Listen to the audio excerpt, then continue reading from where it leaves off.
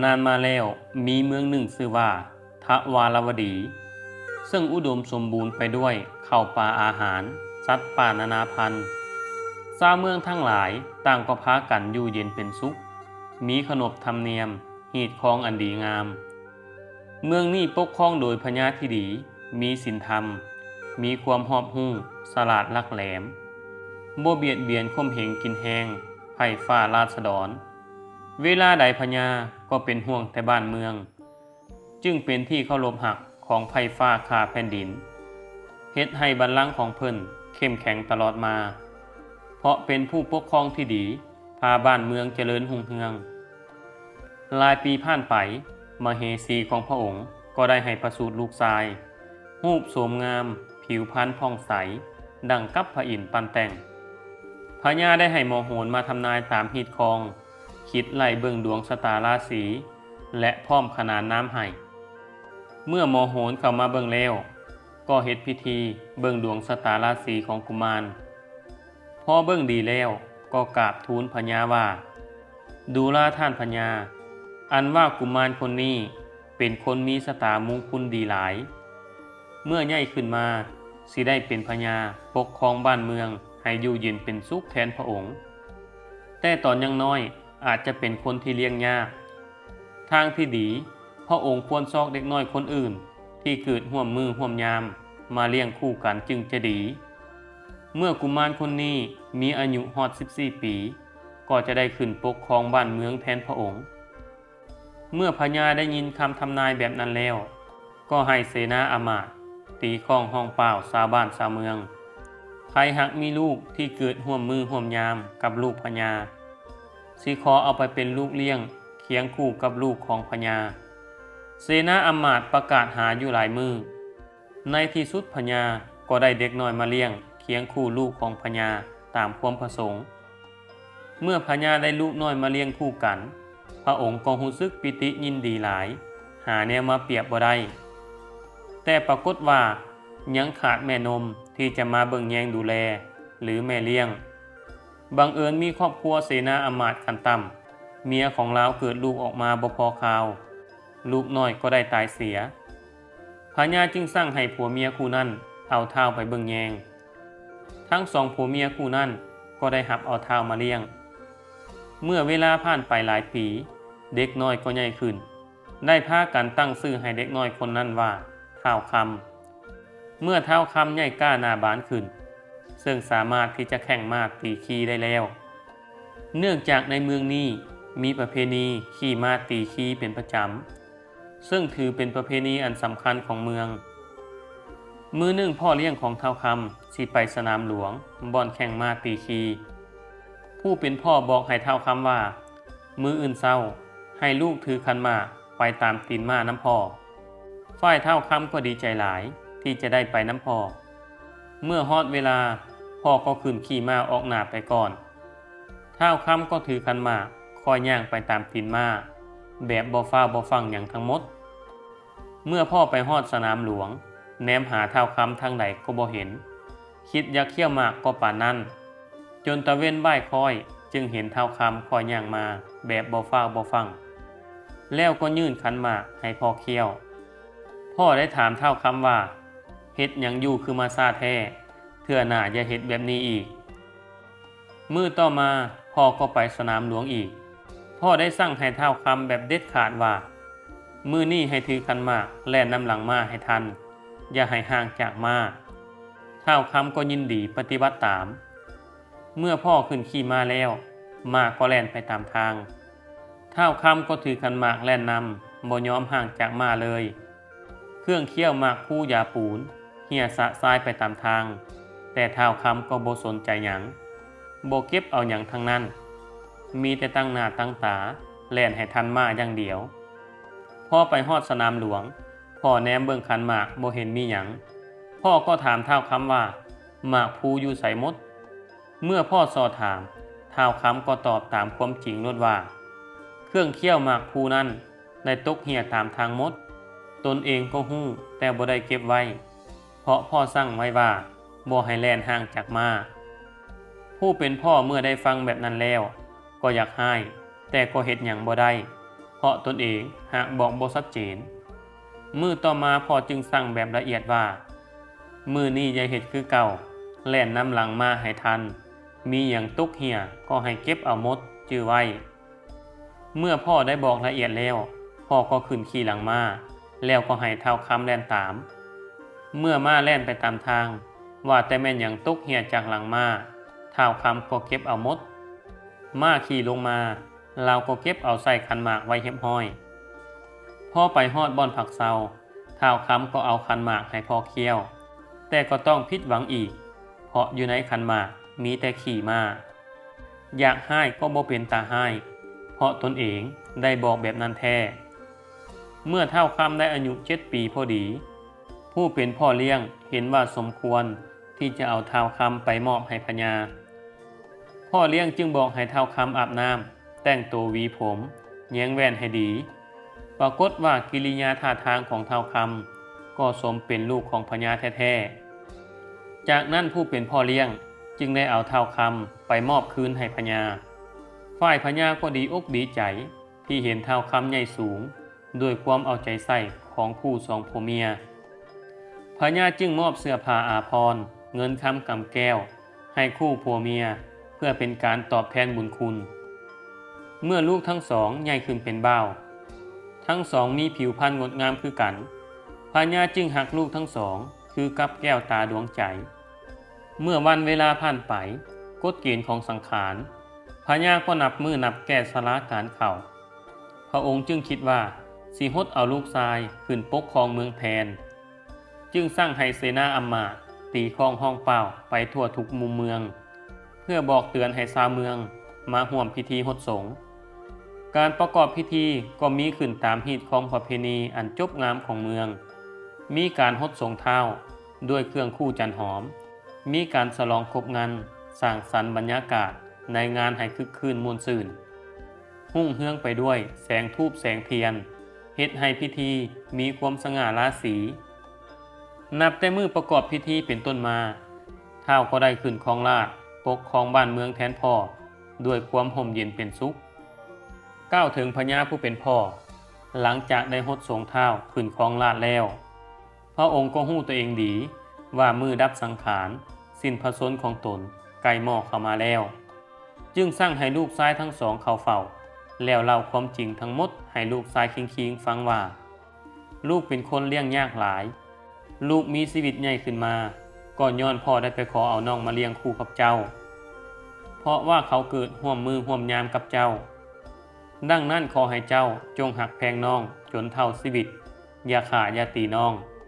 ถ้าว่าพิษเพราะฆ่าก็ให้ปล่อยไปถ้าหากพิษเล็กหน่อยก็อย่าถือสาหาความให้อดและหักน้องไว้เป็นคู่ร่วมชีวิต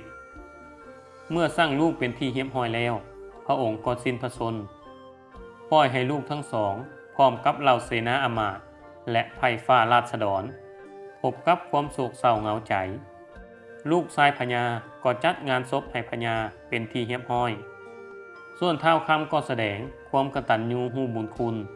จึงแถหัวเข้าบวชเพื่ออุทิศบุญกุศลให้พ่อพิธีถวายเพลิงของพญานั้นก็ได้เหตุตามประเพณี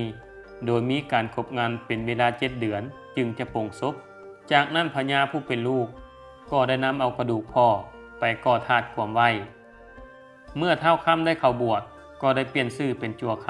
ำอยู่ในวัดที่จั่วคำอยู่มีพระหลายองค์มือหนึ่งมีมหาเถร3 องค์คิดอยากมีพญาปัญญาเก่งกล้าจึงพากันไปซอกอ้อยมาได้7 ลำเพื่อให้อ้อยเกิดเป็นแห่งพญาปัญญาต้องได้นำเอาไปสูตรอยู่ปัสสาตั้งแต่หัวแรงจนฮอดแจ้งจึงค่อยกินแล้วพญาปัญญาจึงจะเกิดขึ้นตามความปรารถนามหาเถรได้ส่วนเอาจั่วคำไปน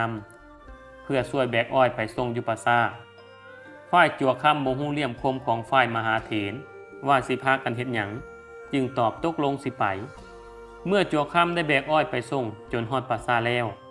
แถวนั้นถือเป็นบ่อนเค็ดบ่อนหยำแล้วก็ได้พากันเฮ็ดพิธีมีการสูดคาถาใส่อ้อยจนดึกดื่นเที่ยงคืนจากนั้นพวกมหาเถรจึงออกอุบายกับจั่วคำว่าจั่วพ่อสิอดรับอดนอนจนฮอดแจ้งได้หรือบ่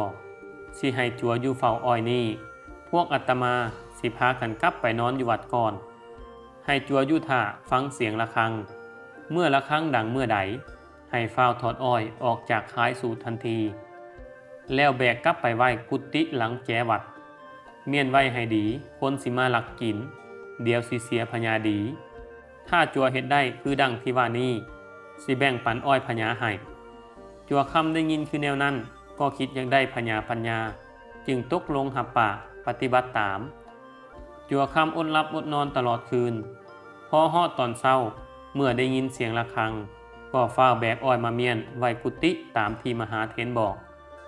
เมื่อเมียนอ้อยเรียบร้อยแล้วก็ฟ้าวไปนอนเพราะอดนอนมื้อคืนฝ่ายมหาเถรทั้งสาม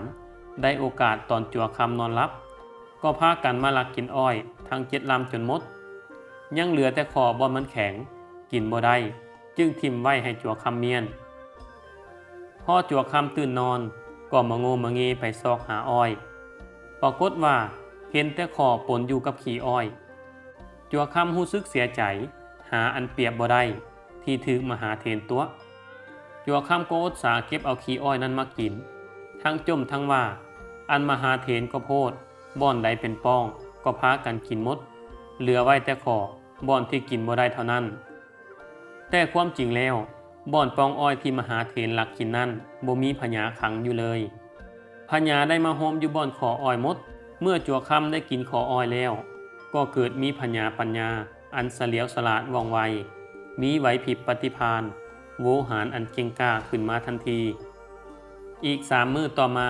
จัวคำก็เข้าไปทดสอบพญาปัญญากับมหาเถรโดยได้ตั้งกระทู้ปัญหาถามว่าเทดังว่าแปลว่าหยังสาโตแปลว่าหยังคุสลาซีวาแปลว่าหยังสิงขวาแปลว่าหยัง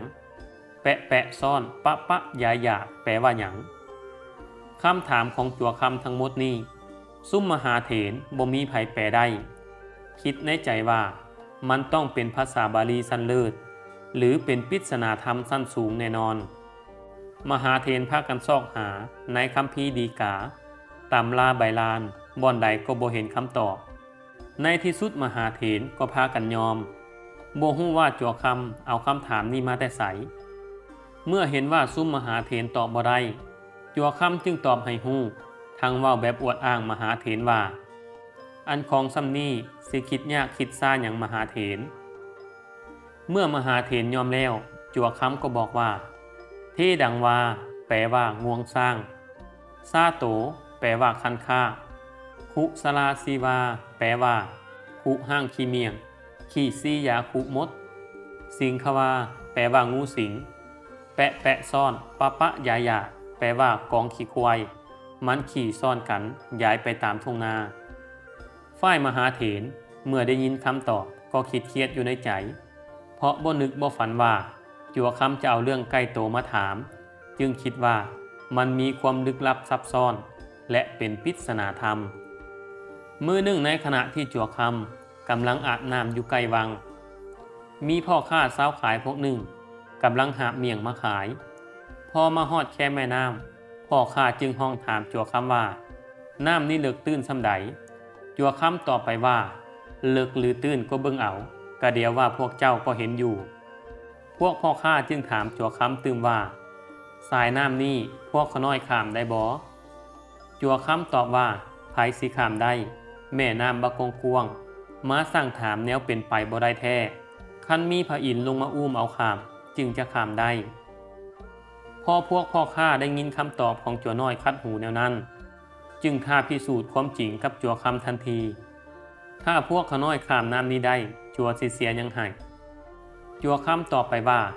ถ้าพวกเจ้าข้ามน้ำนี้ได้แท้ค่อยสิเอาผ้าคลุมผ้าสบงผ้ามัดเอิกมัดแอวให้ทั้งหมด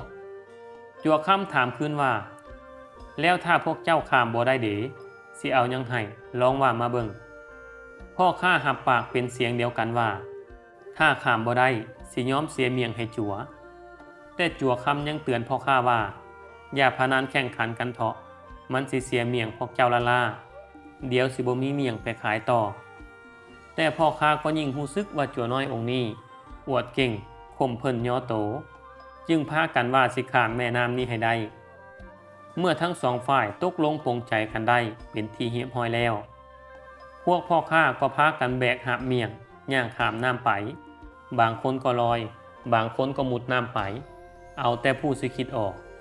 พร้อมทั้งห้องทั้งโฮแซวๆคิดว่าพวกตนได้ไซสนะแล้วข้ามน้ำซื่อๆสิไปยากหยังน้ำก็บ่ได้เลิกพอแต่ลอยข้ามมาขึ้นฝั่งบนจั่วคำอยู่พวกพ่อค้าก็พากันถามเอาเครื่องพนันจากจั่วทางเว้าคู่ว่าเป็นจั่วมีศีลธรรมอย่าตัวอย่าเบี้ยวอย่าเว้าหลายลีนปีนหลายความถ้าจั่วตัวจะเป็นการผิดศีลหีบฝ้าวแก้ผ้าออกมาให้พวกขน้อยตามที่ได้สัญญากันไว้เดี๋ยวนี้จั่วคำจึงเว้ากับพวกพ่อค้าว่าจั่วสิแก้ผ้าให้พวกซุ่มเจ้าได้แนวใดพวกเจ้าบ่ได้พากันข้ามน้ำพวกเจ้าพากันลอยข้ามบางคนก็พากันมุดข้ามมาคันว่าข้ามก็พากันย่างข้ามแต่ฝั่งนั้นมาหอดฝั่งนี้จึงจะถูกต้องดังนั้นพวกพ่อค้าต้องเอาเมียงมาให้จั่วจึงจะถูกตามที่พวกเฮาสัญญากันไว้จั่วได้ห้ามแล้วแต่พวกเจ้าบ่ฟังจงพากันเอาเมียงมามอบให้จั่วเดี๋ยวนี้เป็นพ่อค้าอย่าเสียสัจจะมันบ่ดีบูฮานว่าเสียสัจจะนี่ตัวตายดีกว่าแต่ปรากฏว่าพวกพ่อค้าก็บ่ยอมเอาเมียงให้จั่วคำง่ายๆการโต้เถียงกันจึงดังสนั่นขึ้นบ่ยอมเลิกลาไผก็บ่ยอมไผเมื่อเป็นคือแนวนั้นพวกเขาจึงเอาเรื่องนี้ไปกราบทูลต่อพญาเพื่อให้เพิ่นตัดสินให้ว่าไผถือไผผิดกันแท้เมื่อพญาได้ฟังเรื่องราวแล้วได้พิจารณาเบิ่งคักแน่แล้วก็เห็นว่าแม่นความตามจั่วคำแท้เพราะพ่อค้าบ่ได้พากันข้ามน้ำคือเว้าแต่พากันลอยข้ามหรือมุดน้ำเอาพญาจึงตัดสินตามฮีตบ้านของเมืองมาแต่บูฮานแล้วบอกให้พ่อค้าเสียเมียงให้จั่วจักเล็กจักหน่อยจักซี่ซ่าหาบาท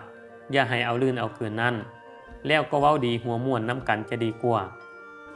เมื่อพ่อค้าเศร้าขายได้กลับไปจั่วคำจึงถามว่าพญาตัดสินแนวใดไผถือไผผิดกันแท้พวกพ่อค้าก็เฮ็ดหน้าเศร้าแล้วเว้าตามการตัดสินของพญาว่าให้เสียเมียงจักเล็กจักหน่อยจักซี่ซ่าหาบาทเท่านั้นบ่ให้เอาลื่นเอาเกินฝ่ายจั่วคำได้ยินแนวนั้นก็หัวยุ่มๆในใจ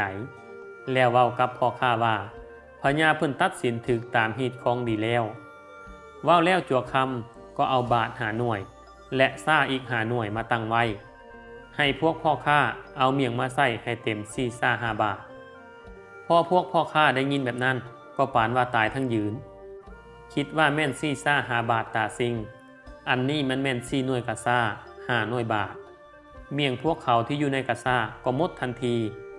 คิดว่าต้องตายแท้ๆเอาเมียงทั้งไหนไปขายและสิเอาเงินทั้งไหนมาใส่หนี้ที่ไปกู้ยืมมาลงทุนเมื่อพวกพ่อค้าเสียเมียงให้จั่วคำหมดแล้วก็เหลือเพียงแต่ตัวเป่าจึงพากันเข้าไปกราบทูลพญาเพื่อขอทูลลาพญาจึงได้ถามว่าได้เสียเมียงให้จั่วคำตามที่ได้สั่งไว้แล้วหรือบ่พวกพ่อค้าก็ได้ตอบว่าได้เสียแล้วจนหมดเนื้อหมดตัวเพราะจั่วคำไหมเอาแท้เอาว่าเอาหาหน่วยบาท4หน่วยกะซ่ามาพ้องเอาแท้ๆเมื่อพญาได้หับหู้คือแนวนั้นก็คิดอยากให้จั่วคำเพราะเหตุเกินฮีตบ้านของเมืองทั้งอีดูสงสารพวกพ่อค้าที่หมดเนื้อหมดตัวพระองค์จึงสร้างให้เสนาอำมาตย์เปิดครั้งหลวงแล้วเอาเงินมาทานให้แก่พวกพ่อค้าให้ไปเป็นทุนฮอนหลังจากที่พ่อค้ากลับไปแล้วพญาก็ยังคิดเครียดให้จั่วบ่แล้วบ่ลืม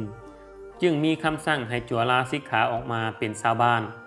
เพราะเห็นว่าการกระทำของจั่วคราวนี้มันบ่แม่นนิสัยที่จั่วจะเฮ็ดมันผิดของจั่วของพระจั่วคำก็บ่ขีนคำสั่งของพญาผู้เป็นอ้ายจึงได้สิกขาลาเพศออกมาเป็นคนธรรมดาคนทั้งหลายจึงเอื้อนว่าเสียงเมียงเพราะได้ซิกย้อนการพนันเมียงกับพวกพ่อค้าเมื่อเสียงเมียงได้ซิกออกมาก็บ่ได้หนีไปไสยังเป็นคนหับไส้พญาประจำโฮงเสียงเมียงคนเดียวในวังที่มีสิทธิพิเศษสามารถเข้าๆออกๆในหอปราสาทราชวังได้โดยบ่มีปัญหาใดๆนับแต่ซิกออกมาเป็นเสียงก็อยู่หับไส้พญาอยู่ในโฮงแม่นว่าเวียกนักหนาปานใดเสียงเมียงก็อาสาเฮ็ดแบบบ่เกียจคร้านเมื่อพญามีเวียกหยัง ก็เอิ้นหาเอิ้นใส่แต่เสียงเมียงเท่านั้นอยู่มามือหนึ่งพญาผู้เป็นอ้ายได้เว้ากับเสียงเมียงว่าเดี๋ยวนี้เสียงเมียงก็ใหญ่เป็นบ่าวแล้วพอสมควรสิหาคู่ครองหาเมียแล้วสิอยู่คนเดียวแบบนี้ไปตลอดก็บ่ดีเสียงเมียงตอบพญาว่าสิให้เอาเมียได้จังไดทุกข์คือหัวเหือดแบบนี้มีแต่ชีวิตหล่อนจ้อนดังคำก่อนที่ว่าเงินบ่มีพอเสี่ยวสิหมายเอาลูกสาวเพิ่นข้าวบ่มีอยู่ท้องสิหารค่ำแม่เมียได้บ่เสียงเมียงยังเว้าตื่มว่าตนเองก็เป็นถึงน้องพญาแท้ๆแต่หาแจวปลาแดกสิจำก็บ่มีสิให้ไปหาเอาเมียได้จังไดฝ่ายพญาจึงเว้ากับเสียงเมียงว่าบ่ต้องคิดอุกอั้งใจดอกนางสนมเต็มโฮงมักไผก็เลือกเอาโลดบ่ให้แต่งบ่ให้แปลงให้มึงไปเลาะซอกเบิ่งมักผู้ใดก็มาบอกโลดพญาสิแต่งสิแปลงให้เองเสียงเมียงตอบพญาว่าสิให้ไปเลาะซอกผู้เดียวก็บ่เป็นคันสิให้เอาอีหลีก็ให้เอามาโฮมกันอยู่โฮงพี่ให้หลายคนเลือกเบิ่งช่วยกันจึงสิดีเพื่อให้ได้ดังใจเสียงเมียงพญาจึงให้สาวสนมทุกคนมาโฮมกันอยู่โฮงแล้วพญาก็ถามว่าเดี๋ยวนี้ใครอยากได้เสียงเมียงไปเป็นผัวก็ให้บอกมาปรากฏว่าสาวสนมแต่ละคนไผๆก็คิดหมักเพราะเสียงเมียงเป็นบ่าวผู้จบผู้งามแถมยังเป็นน้องของพญาอีกจากนั้นเสียงเมียงก็กำมือทั้งสองเบื้องแล้วให้สาวสนมแต่ละคนพากันท้ายเบิ่งถ้าไผท้ายถึกสิยกให้เป็นเมียของเสียงเมียงสาวสนมทั้งหลายพากันท้ายตามแต่สิคิดพ่อบางคนก็ว่าเสียงเมียงกำหน่วยแก้วบางคนก็ว่ากำเงินกำคำบางคนก็ว่ากำเพชรนิ้นจินดาบางคนก็ว่ากำท่อนไม้จวงจันทร์สาวสนมพากันท้ายบ่ถือส่วนเสียงเมียงก็บ่ยอมแบมือเด็ดขาดตอนนี้ไผๆก็ทายไปหมดแล้วยังเหลือแต่นางเสน่หาผู้เดียวนางจึงทายว่าเสียงเมียงกำแขนสาวน้อยเมียแก้วบ่วางแต่พอเว้าสุดคำเสียงเมียงก็เฝ้าแบมือออกแล้วลุกขึ้นตบมือพื้ผ่าบอกว่านางทายถือเอาแท้เอาว่าผู้นี้หากแม่นเมียฟ้าเมียแถนแต่งมาแท้ๆพญายังบ่เข้าใจจึงถามเสียงเมียงว่ามึงสิเอาแต่คนเดียวเท่านั้นบ่นางสนมบ่อึดบ่อยากเอาตื่มอีกจักคนหรือบ่เสียงเมียงตอบว่าเอาเมีย2 คนก็คือสิดีคือกันคนหนึ่งเป็นเมียหลวงคุ้มครองเฮือนซานผู้ที่2เป็นเมียน้อยไว้คอยบวรบัดรักษาเมื่อเสียงเมียงได้สาวสนมมาเป็นเมียก็ได้พากันไปกราบทูลมเหสีของพญาอยู่โฮงฝ่ายมเหสีของพญาก็ดีอกดีใจที่ได้น้องสะใภ้ทั้งสองต่อมาเสียงเมียงก็ได้ปลุกเฮือนหลังหนึ่งขึ้นเพื่ออยู่กับเมียแล้วก็ทำมาหากินเลี้ยงชีพด้วยตนเองนี่ก็คือเรื่องเสียงเมียงตอนที่ 1